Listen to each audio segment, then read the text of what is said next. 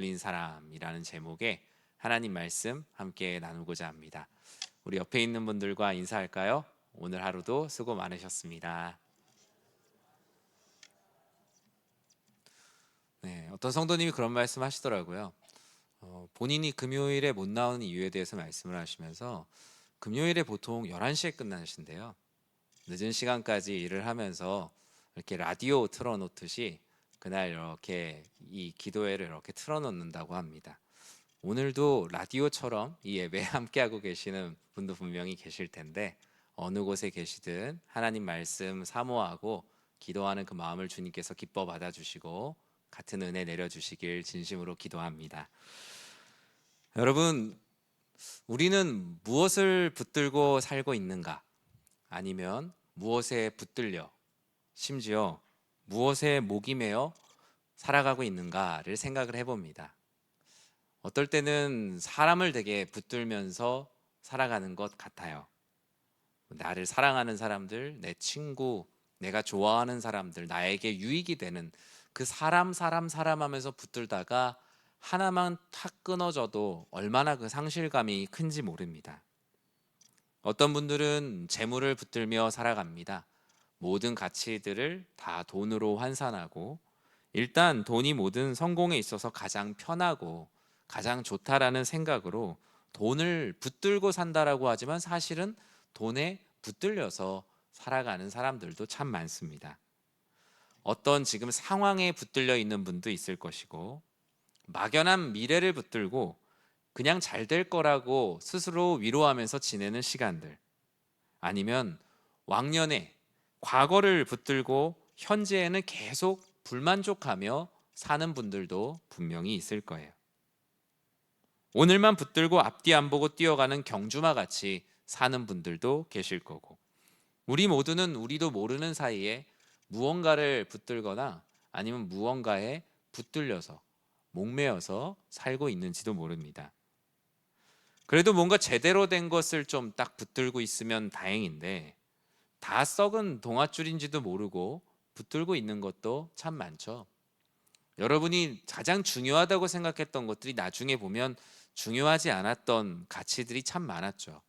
특히 신앙생활의 본질을 찾고 나서, 이전에 내가 신앙생활보다 정말 중요하게 생각했던 것들이 나중에 보니 중요한 것이 아니었다는 것을 깨닫기도 하고요.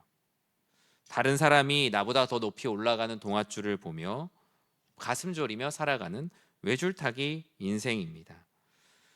그러다가 이제 가장 마음이 어려울 때는 무엇이냐면, 무언가를 붙들 힘조차 없이 그냥 살아가니까 살아가는 사람들도 참 많아요. 이 상태가 심해지면 무언가를 붙들 힘도 없고 삶과 신앙의 자력 구원 역시 매우 힘든 상황이 됩니다. 이럴 때 누군가가 나를 정신 차리라고 딱 붙들어 줄 수 있는 사람이 있다면 참 좋겠다라는 생각을 합니다.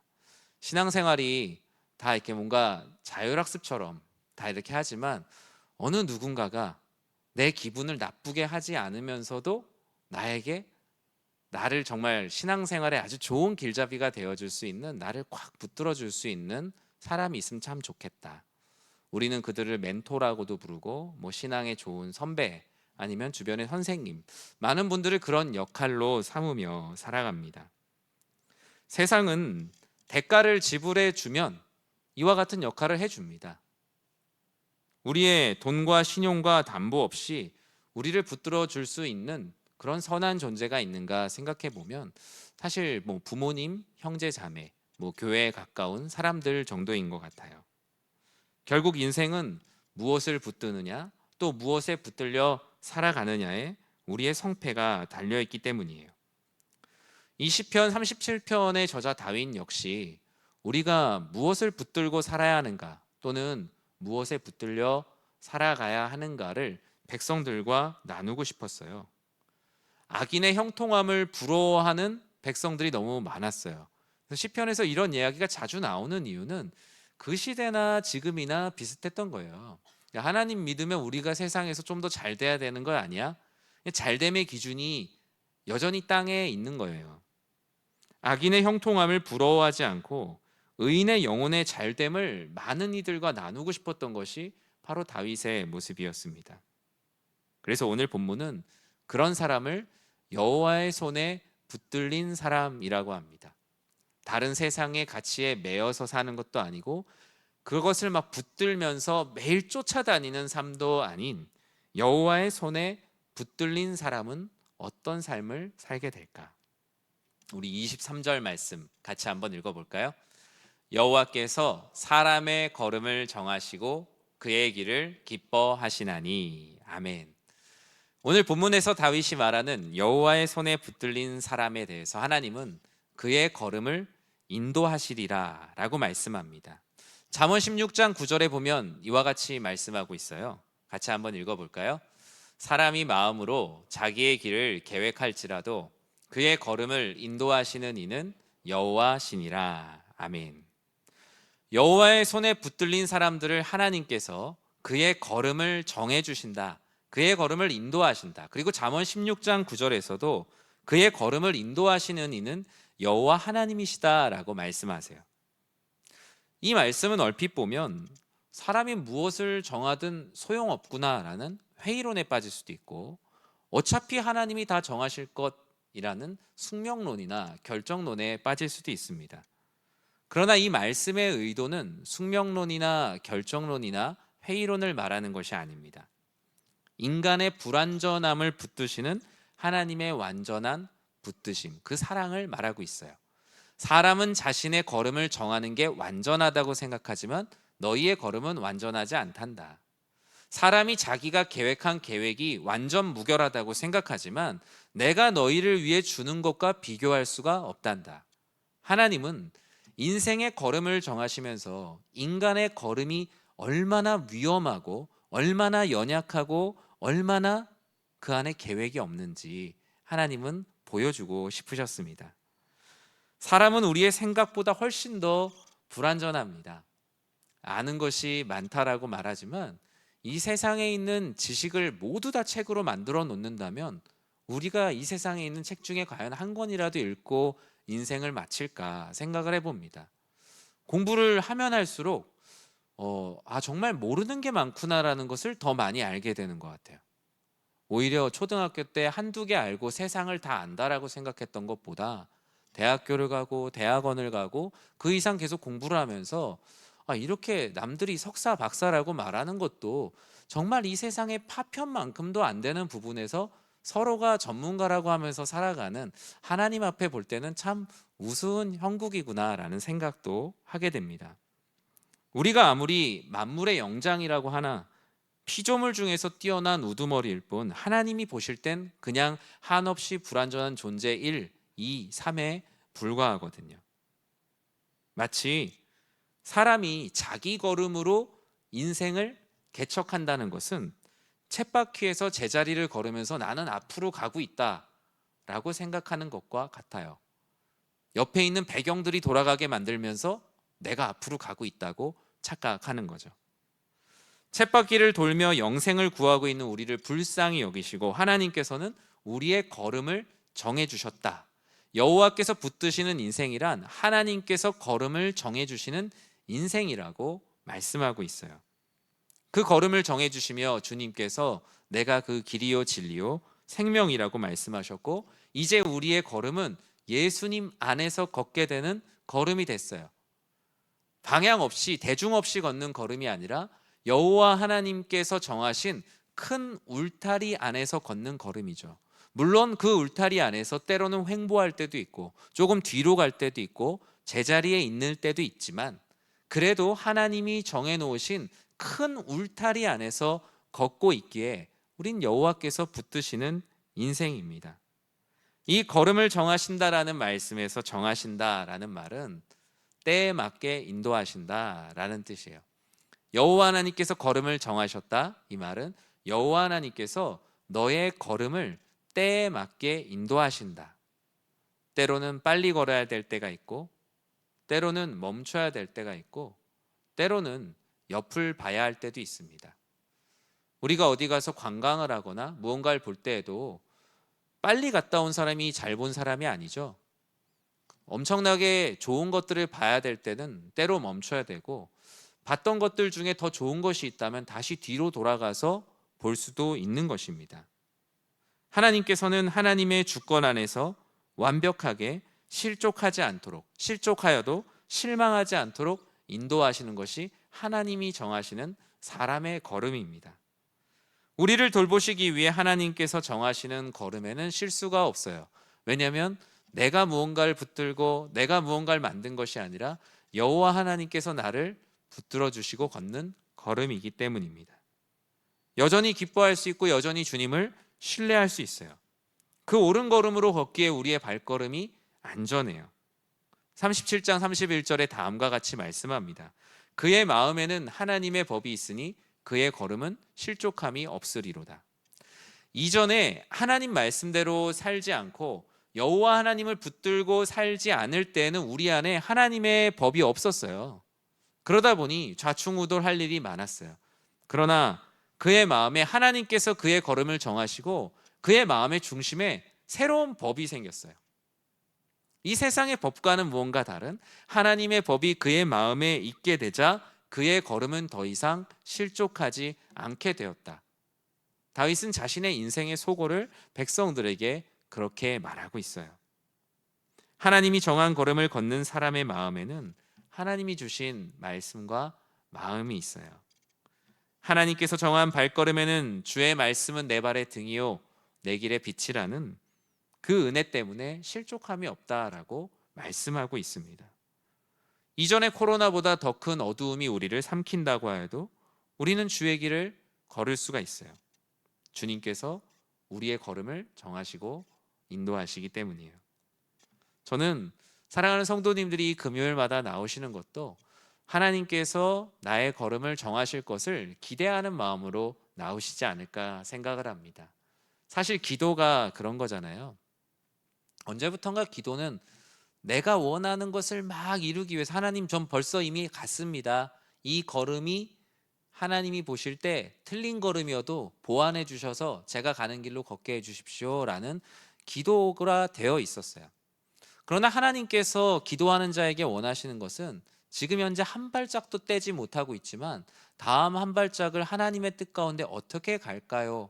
고민하면서 기도하는 사람들 하나님께서 기뻐하십니다. 내가 정한 걸음보다 늘 하나님이 정한 걸음을 기뻐하는 사람들, 바로 그 사람들이 여호와의 손에 붙들린 사람들이에요. 저는 여러분의 삶뿐만 아니라 여러분의 가정도 여호와께서 정한 걸음으로 걷기를 기도하는 가정이 되길 축복합니다.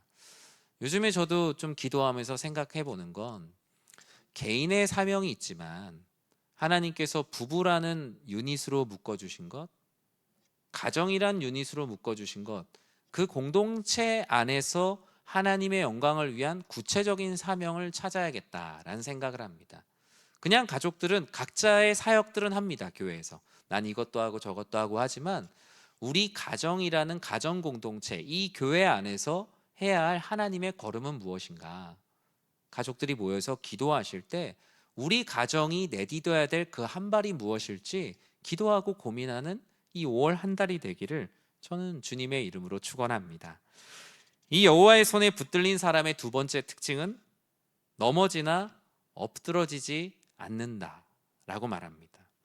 참 아주 문학적인 표현 같아요. 우리 37편 24절 같이 한번 읽어볼까요?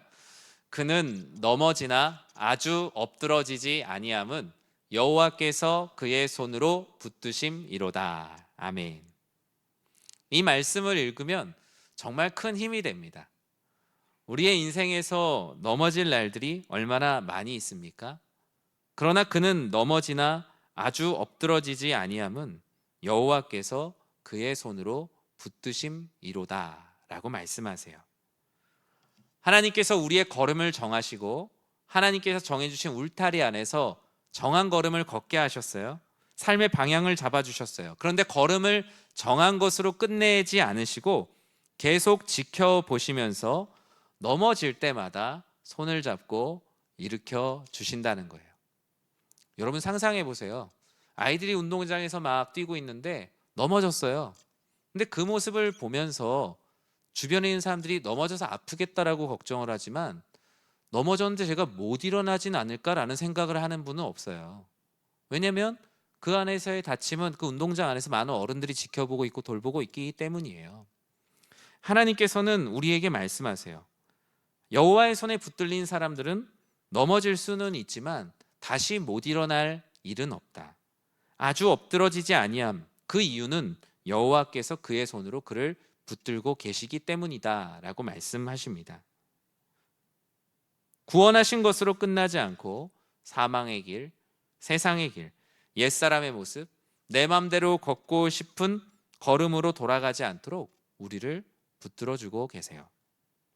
예수님을 믿는 사람에게 고난이 있는가? 당연히 있죠. 제가 자주 말씀드리지만 루터는 모든 성도에게 신앙의 3요소로 기도와 묵상과 영적 시련을 말했어요. 기도와 묵상은 그래야지 하지만 왜 영적인 시련이 신앙의 3요소일까?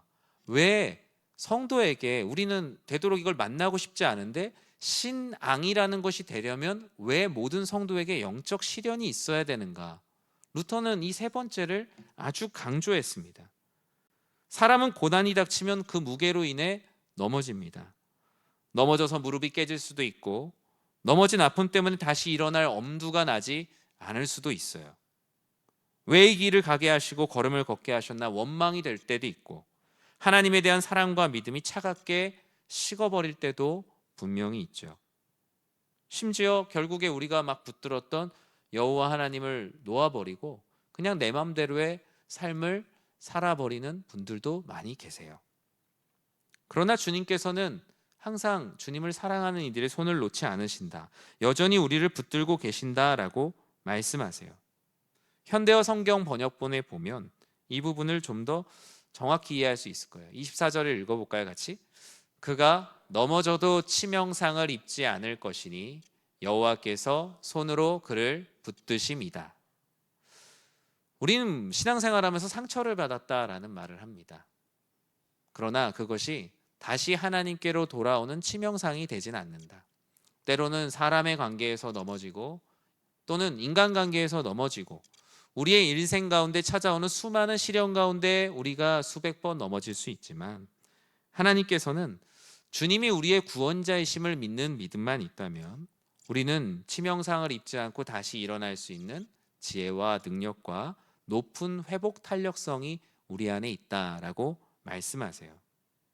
이 붙드신다라는 다른 원어적인 의미가 단단하게 선다, 튼튼하게 선다라고 말씀하세요. 여호와 하나님께서 붙드신다. 여호와 하나님께서 단단하게 세우신다. 튼튼하게 세우신다. 여호와께서 우리의 인생을 붙드시면 그냥 바람 불면 날아가는 종이 인형이 아니라 그 위에 단단히 설 수 있다라고 말씀하세요.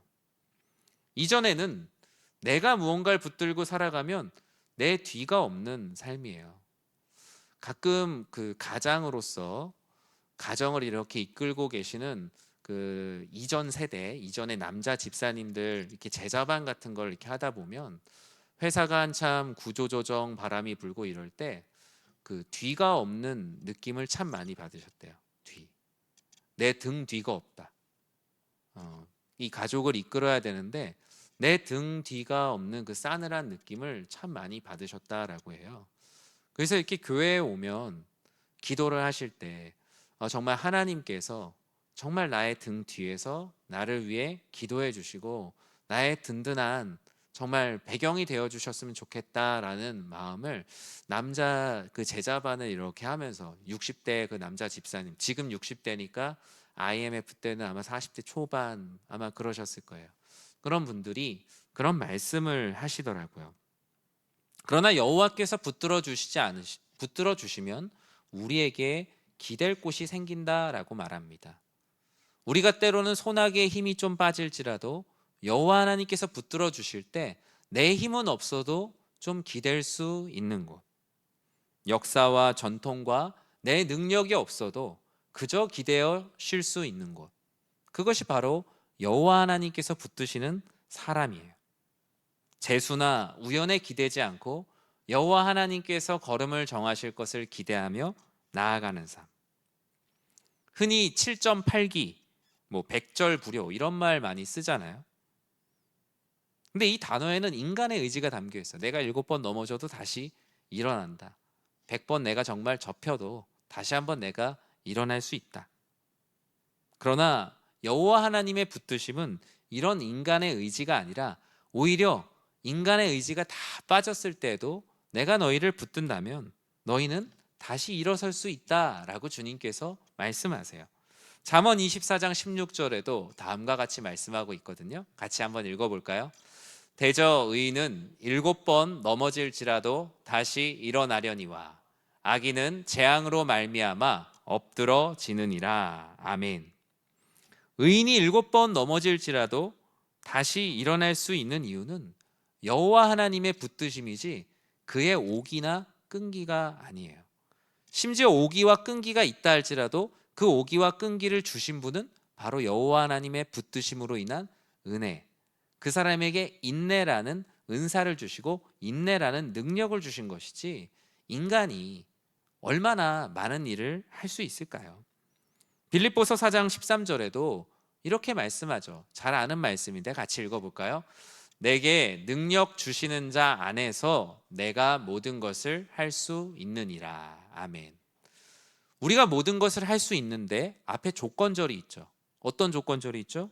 내게 능력 주시는 자 안에서 내가 모든 것을 할 수 있는 것이죠. 우리의 걸음을 정하시는 분 안에서 우리가 모든 것을 할 수 있는 것이며 우리를 넘어지나 엎드러지지 않도록 하시는 그 하나님의 사랑 안에서 우리가 모든 것을 할 수 있는 것이지 그냥 내가 하고 싶은 것을 하기 위해 하나님의 능력을 막 빌려갖고 내가 모든 것을 막 다 할 수 있다, 이런 말씀은 분명 아닌 거예요.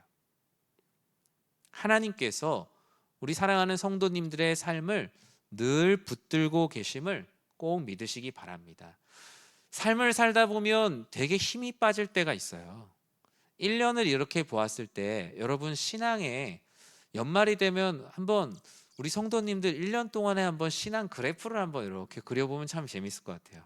내가 1월에 이렇게 시작을 했는데 호기롭게 시작을 했는데 한 3월쯤 돼갖고 폭락, 뭐 4월 다시 시작하고 이런 한번 나름대로의 그래프를 그려보면 그 자신만의 좀 사이클이 나옵니다. 내가 한 해 동안 유난히 초반에 힘이 없는 분이 있고 나중에 오히려 힘을 가지는 신앙의 슬로우 스타터인 분도 있고요. 절기 때마다 반짝반짝 드는 어떤 스파성의 신앙을 가진 분도 계시고 아니면 한결같은데 좀 낮아요. 낮은 상태로 그냥 한결같은 신앙생활을 하는 분도 계실 거예요. 하나님께서는 우리가 하나님의 능력 안에서 모든 것을 할 수 있다라는 것을 믿고 주님께서 붙드시는 것을 믿고 아버지 하나님 앞에 한 걸음 한 걸음 우리의 걸음을 정하신 분을 믿고 나아가는 것을 너무나 기뻐하십니다. 그리고 여러분의 인생에서 스스로 할 수 없다고 느껴질 때가 여호와 하나님께서 나를 붙드셔야 할 때다. 내가 하나님의 말씀을 더 붙들어야 될 때다. 내가 신앙의 슬럼프에 빠졌을 때도 하나님이 가장 필요한 때다. 내가 기도하기 싫을 때도 내가 정말 기도가 필요할 때다. 거꾸로 생각할 때 우리는 우리의 신앙의 슬럼프에서 아주 빠르게 벗어날 수 있어요. 오늘 본문에서 다윗은 여호와의 손에 붙들린 사람의 세 번째 특징을 다음과 같이 말합니다. 은혜를 베풀고 구워줄 줄 아는 사람. 날마다 누군가에게 무언가를 해주세요 하는 사람보다 내가 받은 은혜를 베풀고 구워줄 수 있는 사람, 그게 바로 여호와 하나님께서 붙드시는 사람의 특징이라고 말합니다. 26절 말씀 읽어볼까요? 그는 종일토록 은혜를 베풀고 구워주니 그의 자손이 복을 받는도다. 아멘. 주님께서는 우리가 하나님의 은혜를 구하기도 하지만 받은 은혜를 베푸는 자가 되는 것을 항상 강조하셨어요. 은혜를 내 안에서 가둬두는 사람이 아니라 끊임없이 들어온 은혜를 계속 흘려보내는 사람. 여호와께서 붙드시는 의인은 자신의 풍성함만 자랑하진 않습니다. 오히려 그 은혜가 풍성한 하나님, 그분의 차고 넘치는 은혜를 풍성하게 흘려보내는 이야기를 오히려 자랑하고 싶어 합니다. 하나님은 우리가 얼마나 가지고 있느냐에 관심이 없으시고요. 다만 가지고 있는 은혜를 복음 전파와 물질적 사랑, 기도, 봉사 등으로 얼마나 흘려보내고 있는가, 이 사람의 파이프를 통하여서 얼마나 많은 하나님의 사랑과 위로와 말씀이 흘러가고 있는가를 보고 계세요. 악인은 베풀지 않을 뿐만 아니라 꾸고도 갚지 않아요. 그러나 의인은 은혜를 베풀 뿐만 아니라 심지어 거저 주는 데까지 나아갑니다. 세상 사람들이 왜 돈을 붙들고 사람을 붙들고 살아갑니까? 바로 이 비밀을 모르기 때문에, 아직 비밀을 모르니까 이 세상 이렇게 사니까 이 세상에 최선을 다하자라면서 살아가는 거예요. 그런데 우리는 차선이 아니라 최선, 최고의 선을 알고 있잖아요. 하나님의 말씀에 의롭게 사는 법을 모르는 자들의 삶이 아닌 의롭게 사는 자의 삶이 무엇인지 알려주셨잖아요. 아버지 하나님께서는 받은 은혜를 베풀고 꾸어주는 자가 되길 원하십니다. 그 은혜를 모르는 사람은 하나님 앞에서 마치 하룻밤 받은 은혜를 가지고 또 도박을 하러 나아가는 그런 삶밖에 되지 않는다라고 성경은 말하거든요. 다윗은 한 가지 예를 들었어요. 25절에 보면 무엇이라고 말씀합니까? 우리 같이 읽어볼까요? 내가 어려서부터 늙기까지 의인이 버림을 당하거나 그의 자손이 걸식함을 보지 못하였도다. 아멘. 다윗은 너무 강하게 확신하고 있어요.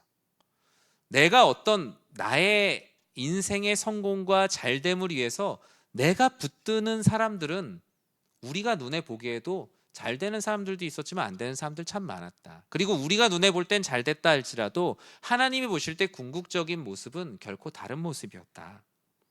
근데 다윗은 확신해요.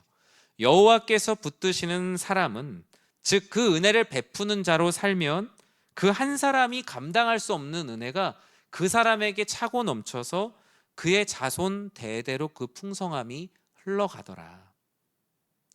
그것을 다윗이 어디서 느꼈겠어요? 자신의 가문 안에서 느꼈죠. 나는 너무나 부족하고 나는 능력이 없는데 여호와의 영에 감동된 자, 여호와 하나님께 붙들린 자로 살아가니까 다윗 자신은 자신이 능력이 없는 줄 알았는데 자신의 자손 대대로 하나님께서 많은 복들을 약속하시는 것을 보면서, 아, 바로 이것이구나. 내가 무언가를 붙들고 만들려고 하는 것보다 여호와 하나님께 붙들린 삶을 살아가는 것이 인생에 가장 넘치는 인생이구나, 축복이구나. 이것이 바로 믿음의 명문 가문을 세우는 일이구나. 다윗은 어쩌면 시대의 사람들이 투자하는 인생의 방식과는 정반대의 방향으로 걸어가게 되었어요. 자기가 자기 걸음을 정하고 싶어 하는데 하나님 저의 걸음을 정해 주십시오 라고 기도했고요. 그리고 더 많이 뛰면서 자신의 열심으로 살아가려고 하는 곳에서 하나님께서 붙드실 것을 더욱더 기대했어요. 그리고 저마다 모으고 할 때 오히려 그것을 어떻게 하면 베풀 수 있을까, 꾸어줄 수 있는 사람이 될 수 있을까를 고민했어요. 그 시대가 달려가는 방향과 정반대의 방향으로 달려갔어요. 하나님께서 다윗을 붙들고 이 세상의 사망 권세로 가는 그곳으로 가지 않고 생명이 있는 곳으로 다윗을 붙들고 가셨기 때문이에요. 말씀을 맺습니다. 우리는 이 세상 가운데 수많은 것들을 붙들고 살지만 그 모든 것들은 어쩌면 우리보다 더 흔들리고 있는 가치인지도 몰라요. 버스가 갑자기 서는데 흔들리는 버스 안에서 같이 넘어지는 사람을 붙드는 사람은 없습니다. 그 가운데 흔들리지 않는 기둥이나 손잡이를 잡아야 넘어지지 않는 것처럼 우리는 여호와의 손에 붙들린 사람들이 되어야 합니다. 예전에 제가 교회 부임하고 이제 3년 좀 넘었는데, 그때 한 성도님이 저한테 문자를 보내셨어요. 뭐라고 문자를 보내셨냐면, 목사님, 사람 매달리지 마시고 하나님께 매달리세요. 뭐 앞도 뒤도 없어요. 앞도 뒤도 없어요. 그래서 내가 되게 사람한테 매달리면서 목회를 했었나? 그런 생각을 때 했어요. 부임해서 일주일도 안 됐을 때 그런 문자를 보내셨어요. 근데 그 문자는 마치 하나님이 저한테 이렇게 하시는 말씀 같았어요. 사실 우리 교회에서 목회를 하는 데 있어서 이 사람 저 사람 찾아가고 목소리 큰 사람, 힘 있는 사람, 다 찾아가면 사람들 매달리면서 사역하면 과연 그게 목회일까? 그건 하나의 정치가 아닌가라는 생각을 해요. 그리고 하나님께 매달리고 기도하면서 받은 은혜와 확실한 비전이 있다면 아직 그 비전을 같이 나누지 못하는 분을 기도하고 말씀을 나누면서 설득하고 이해시키는 것, 오히려 그것이 목회라는 생각을 했지, 단순한 어떤 여론을 모아서 진행하는 것이 모두가 교회가 하나 되는 것 같지만 하나님의 뜻과는 반대가 될 수도 있겠다라는 무서운 생각도 하게 돼요. 교회는 무언가 하나가 되어서 하하호호하지만 하나님께서 보실 때는 너희들이 하나가 되긴 했지만 하나님의 뜻대로 하지 않을 수도 있다라는 생각도 하게 돼요. 가장 무서운 경우죠. 마치 바벨탑을 쌓는데 하나가 되었던 백성들의 모습들. 그들은 아마 하하호호 했었지만 하나님이 보실 땐 전혀 다른 길이었잖아요. 저는 우리 사랑하는 성도님들 모두가 하나님을 의지하는 곳에 인생의 해답이 있음을 믿고 여호와께서 붙드시는 인생이 되기를 진심으로 축복합니다. 우리가 붙드는 많은 것들은 다 흔들리는 것들이에요. 이 세상에 정말 내가 죽고 못 사는 친한 친구도요, 우리를 구원하시는 그리스도 예수와 어찌 감히 비교할 수 있겠습니까? 이 세상의 모든 것 불변하는 가치라고 말하는 수많은 재물들도 인생의 마지막 때에 정말 하나님께서 인생의 마지막 정산하실 때 그것이 과연 어떤 의미가 있을까 생각을 합니다. 저는 우리 사랑하는 모든 성도님들이 여호와의 붙들린 사람들이 되길 진심으로 축복합니다. 그리고 여러분의 가정도, 또 우리 교회도, 또 우리의 인생, 전 인생 모두가 다 말씀이 없어서 흔들리는 삶이 아니라 우리 안에 말씀이 있어서 흔들리지 않는 담대한 걸음으로 나아가는, 실수가 없는, 실족하지 않는 우리의 삶이 되시길 주님의 이름으로 간절히 축원합니다. 우리 이 시간에 같이 찬양하고 기도했으면 좋겠습니다.